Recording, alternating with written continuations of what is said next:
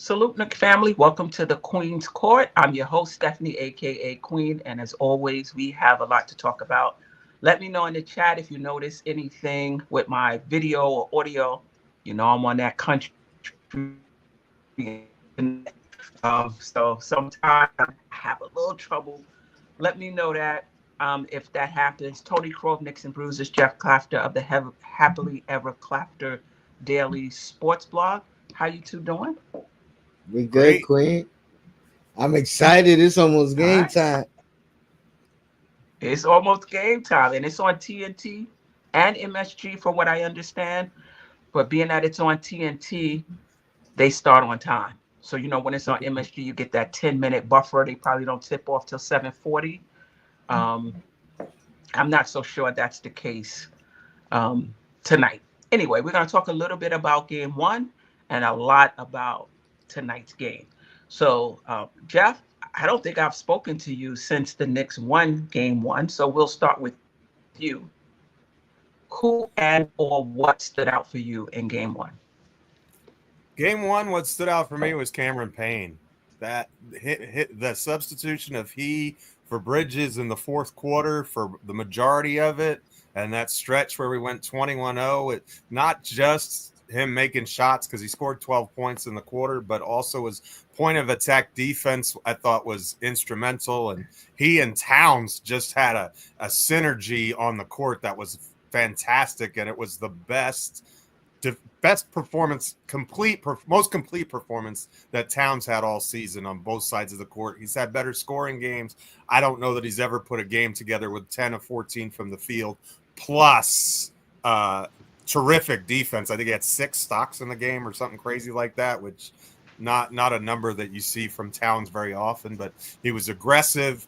He looked good, especially in that fourth quarter. But really, Cam Payne coming through and allowing Jalen Brunson to play off the ball some. And then what you saw is that kind of got Brunson going too, because Brunson was terrible in the first half, and then he came to life when he got to fill that off-ball role or share those point guard responsibilities in the fourth quarter. That really seemed to work for the Knicks in a way that I haven't I've seen it work like that before, but this was kind of like next level perfection kind of stuff that was like extraordinarily surprising and kind of troubling if you're a Mikal Bridges supporter, because they were definitely better with them not on the court most of the game in game one. Uh-oh. Sorry, Queen be back. I'll double your sentiments. You know what I mean? Like, obviously, you could start with campaign. You could start with Cat, either one. But standout, you gotta say Cam, right? He was instrumental in the run, as you said. Defense was great. Shout out to Tibbs for leaving him out there, getting the extended minutes. You know what I mean? Going with the hot hand, because Deuce couldn't really buy anything as much as he was factored defensively. So yeah, I think those are probably the two biggest standouts. And obviously, Captain Clutch, as bad of a performance he had in the first three quarters, I'll say he really strung it together in the fourth and does what he does and brought it home. I think he had 10 points or 11. No, I think Brunson had 12, right? And what's the name had 11. I'm not sure, but I do know that he shot like 10 of 12 in the second half. Yeah. So even in the third quarter, he got it cooking a little bit. For sure, better. Got the stretch with that last 7 or 8 minutes. The game was in his hands. He was the maestro, the orchestrator, the everything, Captain Clutch, whatever you want to say. I love those comic book pictures that Sim gets for us. I'm not sure who does those, but they're incredible. But it really shows. I mean, even Tibbs said after the game, well, where did he go during that timeout? He went to get his cape, right? and it was true. He went to get his cape, and he was Superman again, and that. I think, looking like, knock on wood, but that looks like it may be the difference between these two teams, is that Brunson is that catalyst that steadying line, that shot in the arm, whatever you want to call it, down the final stretch that maybe the Pistons don't have. I think Cade is capable of that, but this is his second playoff game, so I think there's a learning curve when it comes to that. No doubt. Shout out to the Queen having technical difficulties, but we got Sim in the building. Salute. Good, baby. Salute. Appreciate you, man. What was the question? I missed the question because I came late. We were still talking about game one and what stood out the most, or who were the standouts. Oh, definitely campaign. Yeah. His performance in the fourth quarter, 11 points in the fourth quarter, knocking down threes, came in with energy. It's definitely a standout. OG in the first half, 19 points in the first half for OG? Yeah. Yep. Right. Ended with 23, right? And ended with 23, but that was definitely a standout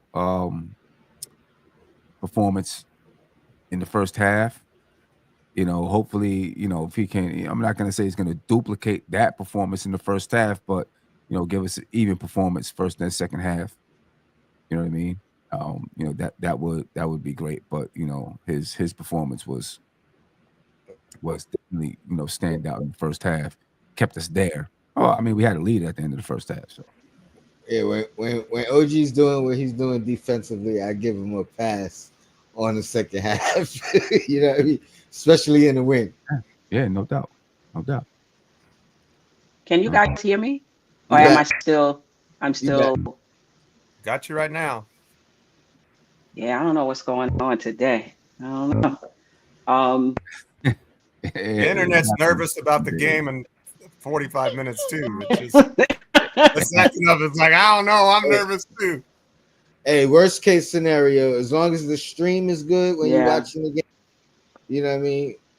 When you're watching the game, you know we're gonna hold it down. Right. Regardless. Yeah. I appreciate it. If I can't get through, I'm gonna have to just let you guys take, bring it on home. You guys talked already about. I know, Geoff, you talked about what stood out for you. I heard Sim talking. Did Tony get an opportunity also to talk about what stood out for him? Yes, Queen. Yes. Okay. Did you guys get a chance to talk about OG Anunoby's? I know you talked about campaign. Let me just piggyback off of campaign. Do you think he gets extended minutes tonight, or do you think he's back in his regular role? And whether he gets extended minutes or not is based on his performance? Sam, we'll start with you. Knowing Tibbs, I think it's going to be based on his performance. I'll say he'll probably not be afraid to go to him early. Mm-hmm. Right? Go to him early. And if he's having the same type of performance or just playing good, playing decent, he lets him go. But if he's not, then, see if somebody else is hot tonight. Maybe. I think with the bench players, I just think that Tibbs is going with for the playoffs, going to go with whoever is hot. Kind of have a quick hook if you're not doing what you have to do. You know what I'm saying? I don't think he's gonna play any games with those guys. I mean, and I think Tibbs has a short-term memory. All right, you did it last game. That doesn't mean you're doing it this game. You know what I'm saying? That doesn't mean you're hot this game. So I think he'll see what's. I do think this though. I think that he does believe in Campaign's ability to spark the team because he's seen it done to us when we played against Philly, right? And he's probably seen Campaign throughout the year, so he probably does believe in his ability to help spark a team and step up in tight situations. I'll piggyback and just say that. I mean, Tibbs is. Go ahead, Queen. I was just saying, Tibbs is notorious for saying every game is different. So just piggybacking off of Sim's point. Yeah, I was just gonna say that I could see him just giving him the trust sooner, right? Trusting him in the non-Brunson minutes longer, trusting him with Brunson quicker. You know what I mean, and maybe not being so gun ho on his normal patterns. You know what I mean? But to Sim's point, based off the performance in the moment. Yeah. Yeah, for sure. Do you think he does anything different in terms of OG on Cade, or that's just basically what it's going to be for the series, unless OG gets into foul trouble? I wouldn't like as good as OG was. I mean, you can't ask for a better defensive performance. I mean, 21 points on 21 shots for 6 turnovers. I mean, not all of those were his, but I mean, he coughed it up 6 times. He had a lot of assists, but you made those other guys beat you. And in the first half, when Tobias was 4 of 5 from 3, and Beasley was doing his thing, 6 of 12 from long range, they were killing it. They had that massive third quarter, but come crunch time, when those shots started to miss, they started turning the ball over, and those were leading to leakouts and opportunities for the Knicks. You know, that's what it's all about, is that defense in the fourth quarter and crunch time. So I think that OG does a couple. First of all, it looked like when OG was on him, they didn't have to send a double team, which is really big because that helps in you keeping home on the shooters, Beasley especially when he's in the game. You know, and because I feel like when we went in rotation, we gave up a lot of second chance opportunities. I think we got beat on the offensive glass 11-8. And it felt like in the fourth quarter, they had multiple possessions where they got 2 or 3 looks at the basket. They didn't score on those possessions, thankfully, but they had opportunities. You know, Duran missed a bunny right at the rim. Hardaway had a couple of shots that were good looks from inside the arc that he just didn't make. I think he was having flashbacks to his time at MSG as a Knick, because that's what we always used to see him do back in the day. I don't know. But yeah, I think OG is working. Shout out to JJ, who before the series began, he was like, you have to do it that way, and it looks like he's 100% right. Yeah. Anybody want to piggyback on that? I do want to get into Cat's defense.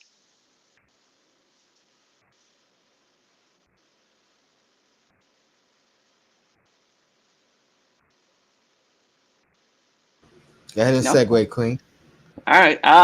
What we saw for Cat in game 1, do you think that was just the adrenaline of game 1, or do you think that's something we can count on throughout the rest of this series at least? Tony? That's a great question. I think you said, can we count on it? I mean, you know, do you think it'll be more consistent? Like, this is what we'll see more consistently? Well, you know, what I really noticed was it's effort based, right? I'm going to stick with what I said earlier in the year, midway through the year. If he could stay out of foul trouble, I think his defense is not as bad as perceived. So given that, and then a little bit more effort, you know what I mean? I think he's fine. I think he showed it last game. Maybe not. Maybe he doesn't get the same 2 blocks, 4 steals, whatever those numbers was. But I think if the effort is there, it changes everything. If he's not in foul trouble and he's just on the floor, you know, it changes everything. Because a lot of what he did today too was not just his effort, but it was secondary effort. You pointed it out the other day, and I noticed it again on the rewind. You know what I mean? Josh Hart stopped the penetration at the right at the rim, but Cat was the one that got the block from behind. You know what I mean? So that's team effort as well. So a lot of that he's capable of as long as he's on the floor. Yeah. Sam, what's your thoughts on that? I think we're gonna continue to see him step up in this series and play defense. What do you have? 2 blocks? I forgot how many steals he had. Yeah. I think we'll continue to see Cat step up, play that type of defense, and I think it's a game changer for the Knicks if he's playing that type of defense consistently, putting out that type of defensive effort with him and Mitchell Robinson able to play that type of defense, and if they're in the game together, because Cat can block shots. He doesn't jump the highest, but he can block shots when he's putting out that kind of effort. I think that's a game changer for the Knicks. I think it's a game changer for the defense, and hopefully it sets the tone for the rest of the playoffs with Cat. You know what I mean? And I think it allows the guards to pressure up a little more. If you feel like if you have two guys in the game, if they're going with the double big lineup, you got two guys in the game that can protect the rim. I think it allows the guards to push up a little bit more. The only thing I get afraid of is I just don't want Cat to get in foul trouble because, he has the propensity to foul.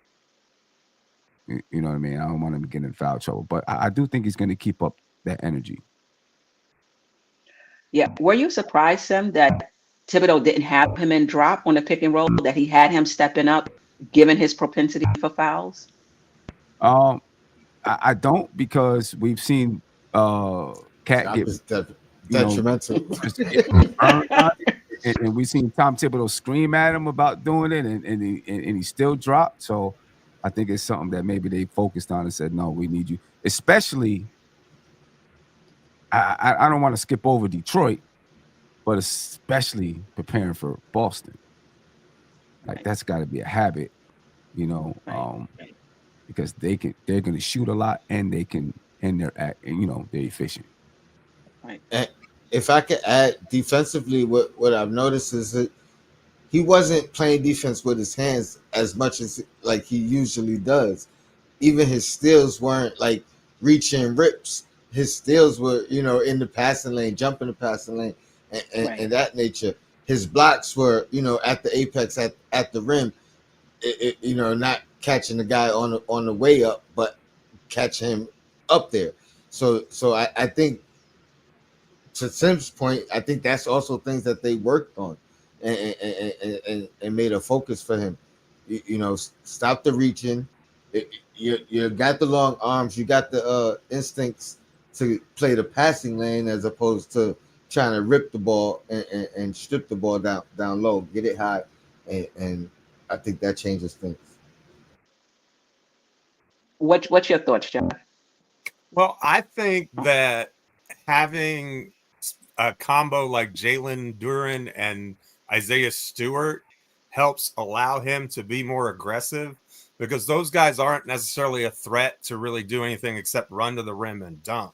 And so if that's the case, you can beat, like, if you do that with KP, he can do all kinds of damage to you from the 5 spot. And even the Cleveland duo of centers has a lot of versatility between what Mobley can do on offense and even Jarrett Allen. But when you have guys who, I don't want to disrespect them, but they aren't as offensively gifted, let's just be honest, as some of those other players. And so that gives him a little bit more of a cushion to be aggressive, in my opinion. And finally, in game one, we kind of saw he took advantage of that, and the Pistons weren't really prepared. It didn't look like with the response. And even when Jalen Duren did get the ball close to the rim in the fourth quarter, Towns was able to recover, stand up, be tall, and alter the shot, even if he didn't necessarily get the shot block. But I think he even got one or two of those as well. And so I think that it's part of the game plan and the matchups, and saying, look, their 5 spot is similar to ours from a season ago when we had Hartenstein and Mitch. It's not two guys that are really going to kill you with their offensive game. So be aggressive on the guards, who are more likely to kill you, and then we'll recover on the big men if we have to, because we're not as worried about, Duren going off for 25 points, or, you know what I mean? That's just not his game. Absolutely. And so you would be asking him to do, and they have to get him in proper position to score. He's not going to be able to create a shot on his own. And what we also saw is in a lot of those situations, all of a sudden, Cunningham's trying to make the pass, and somebody from the Knicks recovers and is there, and it turns into a turnover. Detroit had 19 turnovers in game one. And if the Knicks can continue to get those extra possessions, that led to 7 extra shots, I think, for the Knicks in game one. And that was huge because we shot 52% from the field because we were attacking the rim and finishing, whereas they weren't as much inside the arc, although they were fantastic from beyond the arc at like 46% on 32 shots. Hopefully that'll come back down and regress to the mean, because that would certainly help us also. Yeah, I think the Knicks were plus 16 points in the paint as well, and they're really good at defending points in the paint. So a lot of that also came in transition, probably during that 21-0 run. But still, transitioning from Cat's defense, what did you see from the Knicks defense overall? And is that sustainable? Tony, we'll start with you, then Sim, then Geoff. Not just one of Cat's best defensive performances. I think the team defense was phenomenal as well. Like I said, the team defense, I think, helped Cat get those 2 block shots. I think even when Hart switched on to switched on to Cade, he did a good job. I noticed it at least twice. We both talked about how McCall's defense wasn't bad. He just didn't have the strength against Cade. But even OG in his defense, you could see where it was a swarm. There was a double team. It was really trying to get the ball out of Cade's hand. I think they were on a string, so I'll say it's one of the best team defensive performances we've seen all year as well. At least schematically. You know what I mean, and how effective it was. The game plan was stop Cade, limit Cade. I think they did that great. I don't know if they could have done it any better, to be honest. Sustainable. I think the game plan won't change. It's really about how better of a shooting performance can Cade muster up. And maybe the supporting cast, like can Harris have a 48-minute performance, you know what I mean, like, and not disappear. But even with all that being said, you could argue some of those things with us. OG had 19 in the first, 4 in the second half, first half and second half. So you know what I mean, like, I think so. Yes, I think the defense has been improving since Mitchell Robinson has been back. I think it's going to continue to improve until it plateaus, which I don't think it has yet. Yeah, I do want to add, and let me know how the audio sounds now. I do want to add that a lot of the Knicks improved defense that we're attributing to Mitchell Robinson is definitely part of it, but we can't discount the fact that Jalen Brunson, who's not a great defender, missed a lot of games. And Miles McBride really stepped up and during that time with his point of attack defense. I think that may have more to do with how well the Knicks were playing defensively. Because remember, Mitchell Robinson was on a minutes restriction, and then he wasn't playing, back-to-back games. But now, with Brunson back and Cat, like with our full complement of players, to be able to see us play defense, even when Brunson and Towns is in the game, is a big plus for us. Sam, your thoughts on the team's defense? I think I think if Cat continues to play the defense like we were talking about, that he showed in game one, then I do think it can be sustainable, right? Because now you have two. I mean, you got 3 players that can protect the rim if Cat's playing like that. Again, you can be more aggressive on the perimeter because you're trusting that Cat's going to play that way. He's working on jamming instead of being in that drop coverage. You know what I mean? Stepping up. I think that that forces them to go to the basket. Now, obviously, you got to have someone that's going to protect. We got to have the backside helping out. You know what I mean? But yeah, I think that again, this series, may force the Knicks, just some areas, playing aggressive, playing with that intensity, the defense. I mean, now we're in a desperate situation, and like we said earlier, they dug down deep, and I think we will see them continue to dig down deep and play defense this way. There's still going to be mistakes because we've seen it even in game. We've seen K just get to the basket, right? There's going to be mistakes out there because it's still a fairly new team together. The nucleus of this team is still fairly new together, so I think they're still learning who's going to do what, everyone's tendencies and nuances and stuff like that. So there's still going to be mistakes, but I think they can continue to play tough defense. Yeah, I think we saw a lot of those mistakes in the first half as well. Last game, in that stretch where I felt like, we could have, the 7-0 run could have been a 10-0 run or higher, or in that 5-0 run. All like little miscommunications, little missteps that I think can easily be cleaned up.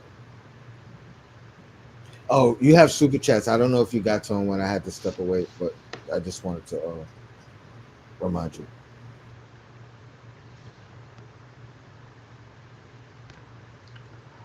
So Tony's, can you guys hear me? Because Tony's, I can't hear you guys, so I'm not sure what happened. My audio, I know, the audio got kicked out on this end. So while I'm fixing that, I guess my next question is moving on to game 2, and we'll start with you, Geoff. What do you want to see continue or improved on tonight in game 2 while I try to fix my audio? Well, I don't want the third quarter of doom again. Like, it really felt like it was nip and tuck in the first half, and then we just kind of got hit in the mouth in the third quarter. And thankfully, we had a fourth quarter that kind of saved us. But I want to see the Knicks be a little bit tougher. Like, I don't want to see the Pistons pushing us around and hitting us in the mouth and being, pseudo tough and all that stuff. And it helps that Isaiah Stewart is not playing tonight. So I think that makes Jalen Duren have to be on the court more often. So what I'd like to see us try and exploit Duren as much as possible. And the other thing that I would really like to see in the fourth quarter, I think what you saw is they were able to isolate Tobias Harris on Brunson. And that was like the blender. Like, he just had him on spin cycle. He got to whatever spot on the floor he wanted. They couldn't guard him. And a lot of that was because we had another point guard on the floor in Cam Payne. But regardless of who's on the floor, whether it be Cam, Deuce, McCall, I really want to see excellent point of attack defense, because I feel like when we're good at the point of attack, we can do everything else really well. So if we stay up on the point of attack and then continue to use OG to neutralize Cade as much as possible, to me, there's repeatability in what we saw from game 1. And if you're talking about can we sustain something, you have to ask the question, is it repeatable or is it not repeatable? You know what I mean? And to be honest, I think are encouraging signs, because Detroit really shot the ball well from 3. If they regress to their average percentages, I feel like the defense might have its potential to be even better, because remember, long threes lead to long rebounds when they don't go in, and that leads to us being able to get out and run on the other end if we can secure the board. And when we were on that 21-0 run, that's what we were pretty much doing. We'd get the miss and we'd go and we'd push, and we just crushed it in transition. So I'm not saying it's definite, but I actually think there's potential for the Knicks defense to even be better than it was in game 1. Whether we'll see that or not is a different story. Potential is just that until it gets realized. So hopefully it gets realized. Yeah, for sure. Y'all know my condition. Let me get to these super chats now. They're a little off topic, but I might forget. All right. So shout out to DeMarco. I know we all love that Mitch put back dunk. Any chance Precious plays this series?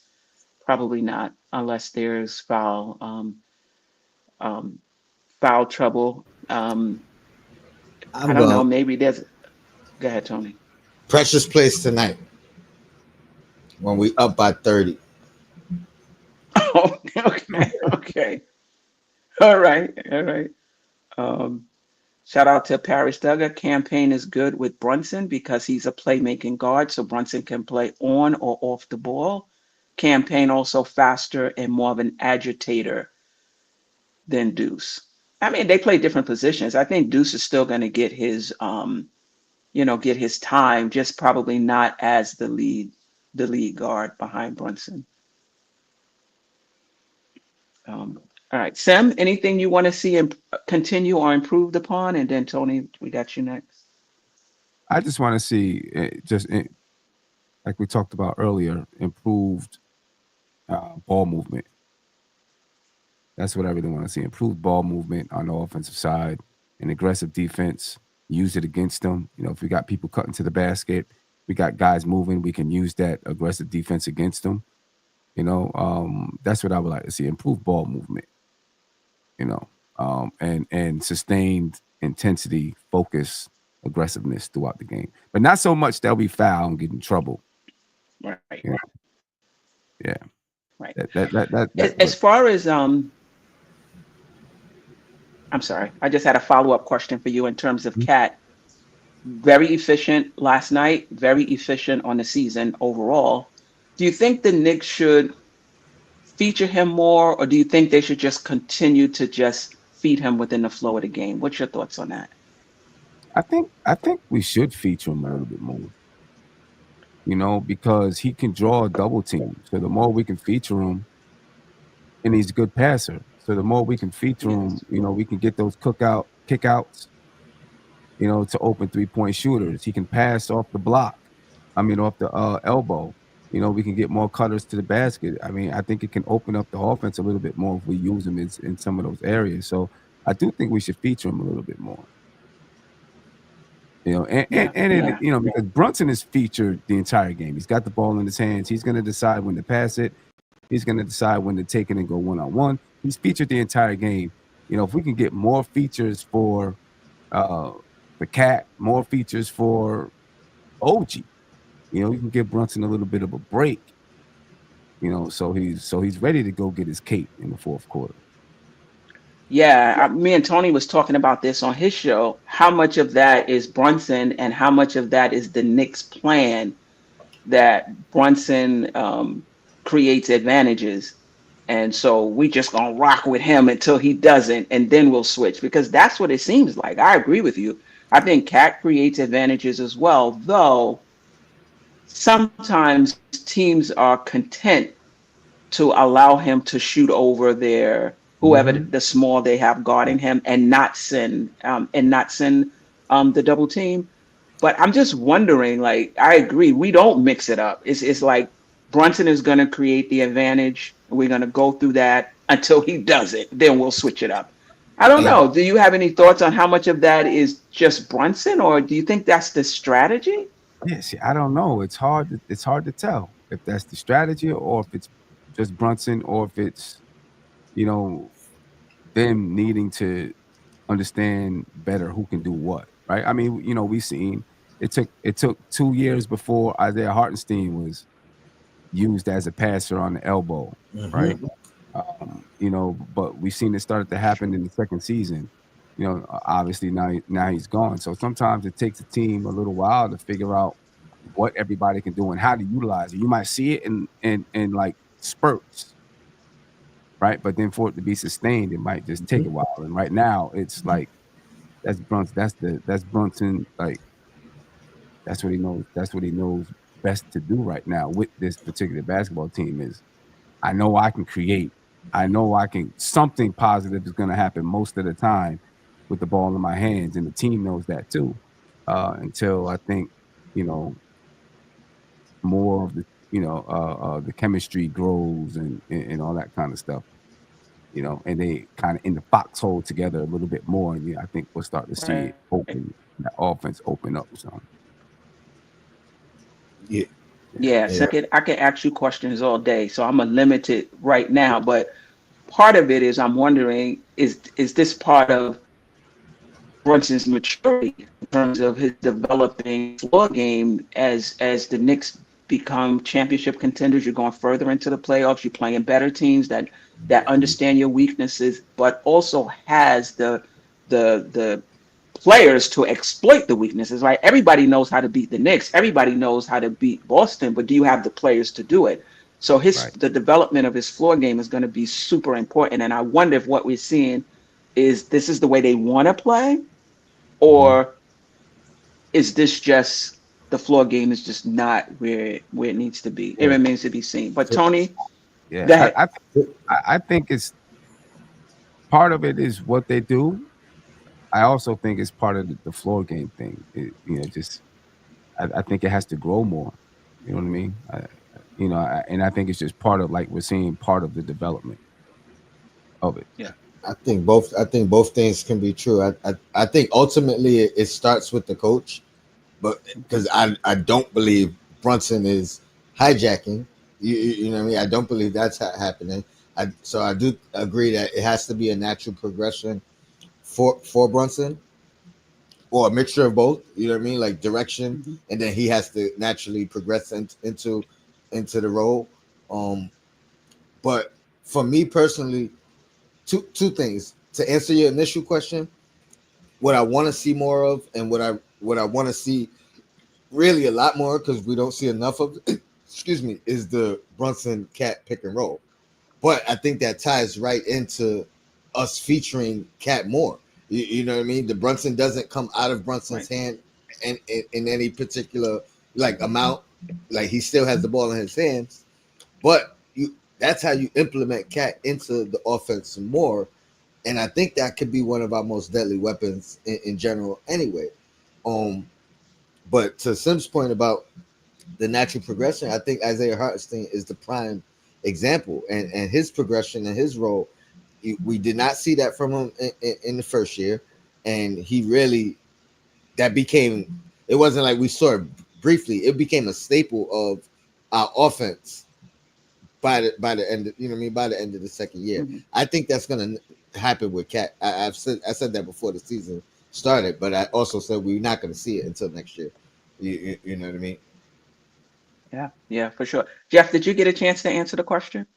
No, and I'll be brief, but I'll just say this. What I think there's two things that I noticed. One, turnover numbers were way down for Jalen. I think he had one, maybe two the entire game, compared with 8 assists. So when you're talking about floor game, I think that's a positive. I think that we can certainly take away. Look, he's making good decisions with the ball. When I see he's got 27 shot attempts and Cat has 14, that seems a little bit imbalanced to me, especially in the first half when he made 2 or 3 of 15, something like that. His overall percentages weren't terrible because he was on fire in the second half, I'm not sure he did anything different in the second half than he did in the first, except the shots were going in. So, so it's tough to criticize him, but and he's a high percentage player, so you want him to take a high volume of shots, but I certainly would like to see Towns' shot diet increased a little bit. If we could get that more even, like 20 or 21 a piece, I think that would be ideal. I also think if we could get Cat going early on, like it was a staple with Julius Randle in the first quarter, we always went to Julius, and Julius would come out 12, 14, 16-point first quarters, and he would be soaked up and lathered in and ready to roll. And for some reason, we just don't do that with Towns. And I think that the best way to do that with Towns is, as both Sim and Tony have said, is to span that pick and roll. Like get the Towns and Jalen in that pick and roll together. Or if you don't want to do it with them, do a Hart Towns pick and roll has shown to be extremely effective. Or when Campaign is in the game with him, that duo of Payne and Towns has been one of our most effective 2-man lineups all season for whatever reason. So maybe continue to get that going, but I would definitely like to see more balance in terms of shot quantity between the two players, because Towns is still a 50, 40, 80 guy. I mean, so if you're talking about, and I think that Brunson's close to that too, but, I just think that the more that Towns eats, the better off it's going to be. But again, I think part of that may have been the physicality of Beef Stew, because when Stewart was in the game, he was +8. When Stewart was out of the game, the Pistons were -19. So that leads me to believe that when Duren is out there, he can't check Cat at all. And when Stewart's out there, he had the size and the physicality to slow Towns down and frustrate Towns in a little bit in a way that Duren to this point hasn't been shown that he's been able to do. So maybe that has something to do with it also. I'd have to go back at the tape and look at it. Yeah, great points. Shout out to Jason Benjamin for the super chat. I see the 4 best Knicks content creators are all on at once. Salute to the NBK fam. Ball needs to touch Cat every time. Duren can't hold him. Let's see if Duren is on him. I last when we played in game 1, Duren started off on Hart. So, but I'm sure he's going to get some minutes on Cat. We have 5 minutes. So predictions, and you can answer any variation of this question. Who's the X factor, or do you think between Shamet, Bridges, McBride, who, and maybe even all of them, makes a comeback tonight? Tony, Geoff, and then we'll end it out with some. I'm actually gonna say all of them. Okay. But I think it starts with Mikal. I think Mikal, he's gonna go crazy in the first quarter. I think he's gonna have at least. I mean, he had 5 shot attempts in the first quarter of last game as well, to be honest. But I think he's gonna definitely get his shot ups tonight. It ain't gonna be no 8-9 shot attempts, and he had a good game anyway. He was 4 for 9, I believe. He still shot the ball well. He didn't shoot the 3 well, so I think that's going to be the big change for him, knocking down a couple of threes. Shamet, I think he's going to knock down a couple of threes, and Deuce is going to get back and yeah, they all going to knock down 2 threes from all 3 of those guys and have bounce back games. Prediction? Big win. Big win. Oh, Geoff? I'm going to go with Deuce McBride because you can't spell Deuce without do.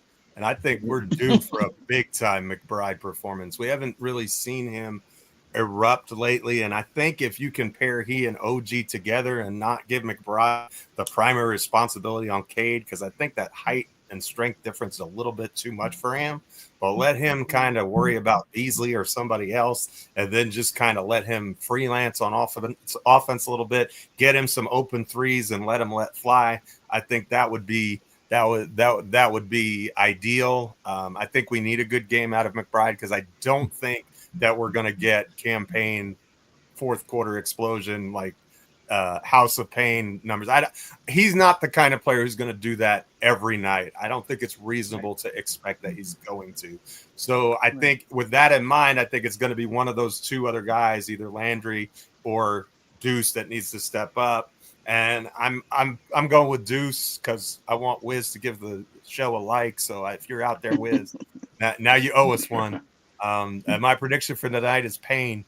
It's going to be a knockdown, drag-out brawl, and the team that's more physical is going to win. All right. Sam? I'm going with Bridges. I think Bridges needs to, and he's one thing. We talked about the offense, and using the different facets of the offense.